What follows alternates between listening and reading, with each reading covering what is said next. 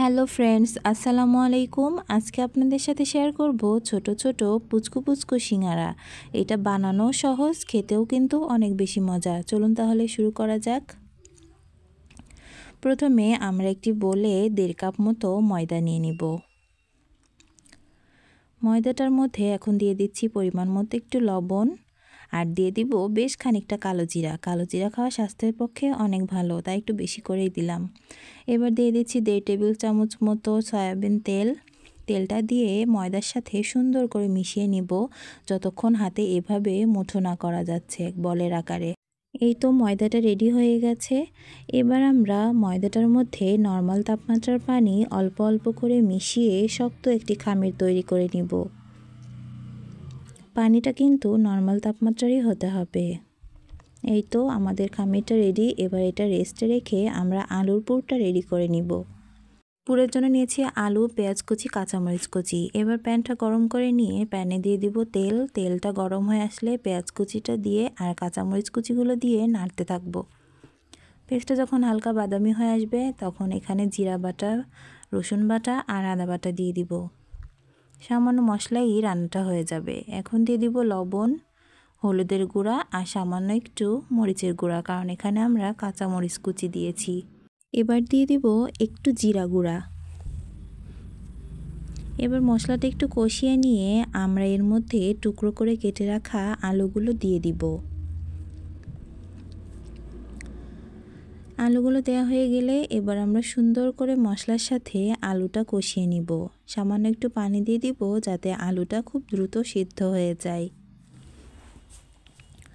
আলুটা অনেকটা সিদ্ধ হয়ে গেছে। এবার আমরা আলুটা কিছুটা ভেঙে ভেঙে দিব। এবার দিয়ে দিব ধনিয়া পাতা কুচি। ধনিয়া পাতা কুচিটা দিয়ে সুন্দর করে একটু নেড়ে চেড়ে মিশিয়ে নিব আলুটার সাথে। এবার দিয়ে দিব কাঁচা পেঁয়াজ কুচি। কাঁচা পেঁয়াজ কুচিটা দিলে টেস্টটা একটু ভালো আসে। এবার নেড়ে চেড়ে সুন্দর করে মিশিয়ে নিলে আমাদের পুরটা রেডি হয়ে যাবে। এবার আমরা খামিরটা থেকে লম্বাটে করে একটা শেপ দিয়ে এবার চাকু দিয়ে টুকরো টুকরো করে কেটে নিব।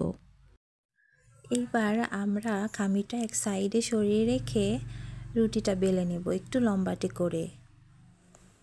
এই তো লম্বাটে করে বেলে নিয়েছি। এবার চাকুর সাহায্যে মাঝখান থেকে কেটে নিব। একটা রুটি থেকে 2টা সিঙ্গারা হবে। এবারে যে দেখলেন আমি কিভাবে সিঙ্গারা শেপটা দিয়ে নিলাম। এবার এর মধ্যে আলুর পুরটা ভরে দিব। এবার হাতে একটু পানি নিয়ে চারিদিকে একটু লাগিয়ে নিব যাতে এটা সুন্দরভাবে সেট হয়ে যায়। এবার দেখুন আমি কিভাবে সিঙ্গারা শেপটা দিয়ে নিচ্ছি।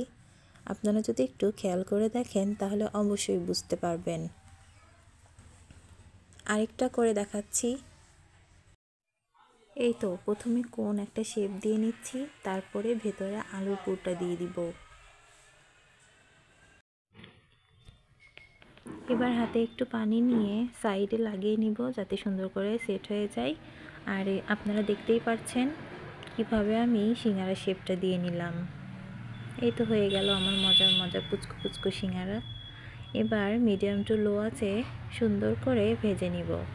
হাই হিটে ভাজলে কিন্তু এটা উপরে ভাজা হবে কিন্তু ভেতরে কিন্তু কাঁচা থাকবে।